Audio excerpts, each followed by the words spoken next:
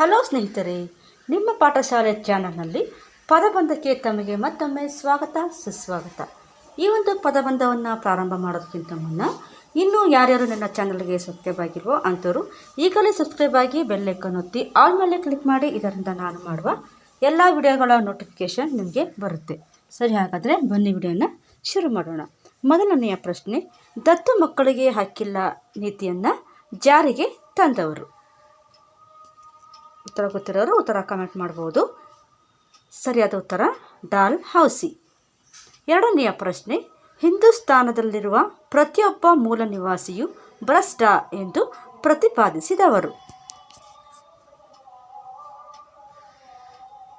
ಉತ್ತರ ಕಾರ್ನ್ವಾಲಿಸ್. ಮೂರನೇ ಪ್ರಶ್ನೆ, 1764 ಬಾಕ್ಸಾರ್ ಕದನದ ನಂತರ ದಿವಾನಿ ಹಕ್ಕನ್ನು ಬ್ರಿಟಿಷರಿಗೆ ನೀಡಿದವರು. ಉತ್ತರವನ್ನು ಕಾಮೆಂಟ್ ಮಾಡ್ಬೋದು. ಉತ್ತರ ಶಾ ಆಲಂ. ನಾಲ್ಕನೇ ಪ್ರಶ್ನೆ, ತಮಿಳುನಾಡಿನಲ್ಲಿ ನೆಲೆಸಿರುವ ಬುಡಕಟ್ಟು ಜನಾಂಗ.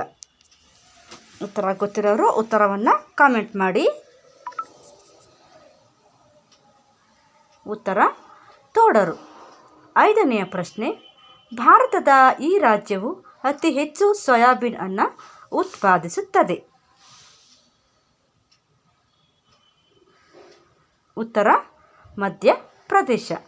ಆರನೆಯ ಪ್ರಶ್ನೆ, ಕನ್ನಡದ ಮೊದಲ ರಾಷ್ಟ್ರಕವಿ ಎಂದು ಬಿರುದನ್ನು ಪಡೆದವರು. ಸರಿಯಾದ ಉತ್ತರ ಮಂದೇಶ್ವರ ಗೋವಿಂದ ಪೈ. ಏಳನೆಯ ಪ್ರಶ್ನೆ, ತಮಿಳು ಮಹಾಕಾವ್ಯ ಶಿಲಪ್ಪದಿಕಾರಂ ಅನ್ನು ರಚಿಸಿದವರು. ಉತ್ತರ ಗೊತ್ತಿರೋರು ಉತ್ತರವನ್ನು ಕಾಮೆಂಟ್ ಮಾಡ್ಬೋದು. ಉತ್ತರ ಇಳಂಗೋ ಅಡಿಗಲ್.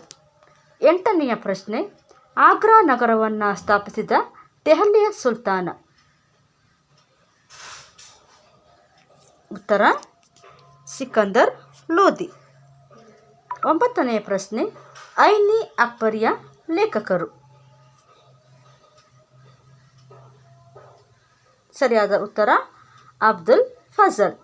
ಹತ್ತನೇ ಪ್ರಶ್ನೆ, ಎರಡನೇ ತರೈನ್ ಕದನದಲ್ಲಿ ಪೃಥ್ವಿರಾಜ್ ಚೌಹಾಣ್ ಅವರನ್ನು ಸೋಲಿಸಿದವರು. ಉತ್ತರ ಮಹಮ್ಮದ್ ಗೋರಿ. ವಂದನೆಗಳು. ಈ ಮಾಹಿತಿ ತಮಗೆ ಇಷ್ಟ ಆಗ